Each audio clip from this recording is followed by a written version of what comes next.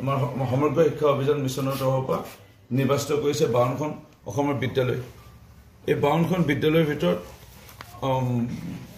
অসমৰ প্ৰায় 12খন 13খন জিলা নিৰ্বাচিত হৈছে। তাৰে যোৰহাট জিলাৰ কেৱল 5খন বিদ্যালয় মৰিনী সমষ্টিতে আমি পাইছোঁ। আৰু তাৰে আমি মৰিনী সমষ্টি কেন্দ্ৰবিন্দু ৰূপে আমাৰ হ'ব বামুণপুখুৰী উচ্চ মাধ্যমিক বিদ্যালয়। আৰু এই বিদ্যালয়ৰ অধীনতে আৰু 5খন বিদ্যালয় জড়িত হৈ থাকিব। এটা ডাঙৰ সাফল্য বামুণপুখুৰী হাইস্কুলে লাভ কৰিছে। বিদ্যালয় আমাৰ সমগ্ৰ শিক্ষা অভিযান মিছনৰ তৰফৰ পৰা নিৰ্বাচিত কৰিছে 52খন অসমৰ বিদ্যালয়। এখন বিদ্যালয় মৰিনী সমষ্টিতে আমি পাইছোঁ। আৰু তাৰে আমি মৰিনী সমষ্টি কেন্দ্ৰবিন্দু ৰূপে আমাৰ হ'ব বামুণপুখুৰী উচ্চ মাধ্যমিক বিদ্যালয়। আৰু এই বিদ্যালয়ৰ অধীনতে আৰু 5খন বিদ্যালয় জড়িত হৈ থাকিব।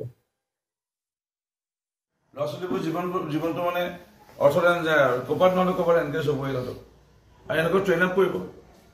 আৰু এনেকৈ বনাই আছে টাটা ইয়াৰ কাৰণে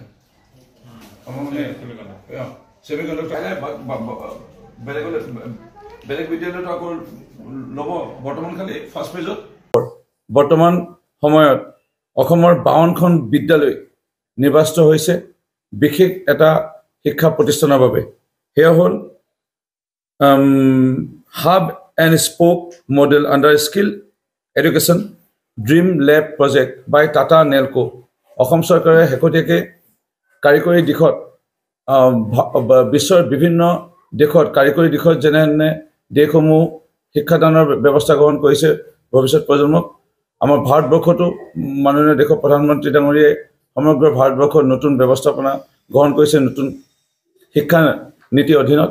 আৰু অসমতো মাননীয় মুখ্যমন্ত্ৰী ডক্টৰ হিমন্ত বিশ্ব শৰ্মা ডাঙৰীয়াই ইতিমধ্যে শিক্ষানীতিৰ আধাৰত যি চৰকাৰৰ দায়িত্ব সেই পালন কৰি ইতিমধ্যে আৰম্ভ কৰিবলৈ লৈছে 52খন বিদ্যালয়। তাৰে মৰিনী সমষ্টি আমি 5খন বিদ্যালয় লাভ কৰিছোঁ। তাৰে আমাৰ হেডকোৱাৰ্টাৰ হ'ব বা মূল কেন্দ্ৰবিন্দু হ'ব বামুণপুখুৰী হাইস্কুল। ইতিমধ্যে টাটা নেলকোৰ বিষয়াসকলে আহি পেলাই পৰিদৰ্শন কৰি গৈছে। যিখিনি যাৱতীয় ব্যৱস্থাপনা আমাৰ তৰফৰ পৰা কৰিব লাগে আমি ইয়াৰ শিক্ষা বিভাগৰ বিষয়াসকলৰ লগত কৰিছোঁ। এই 80 বছৰৰ মহাৰাজা জয়ন্তী উপলক্ষে মোৰ অনুভৱ এইটো এটা সৰ্বতোতকৈ এটা ডাঙৰ সাফল্য বামুণপুখুৰী হাইস্কুলে লাভ কৰিছে।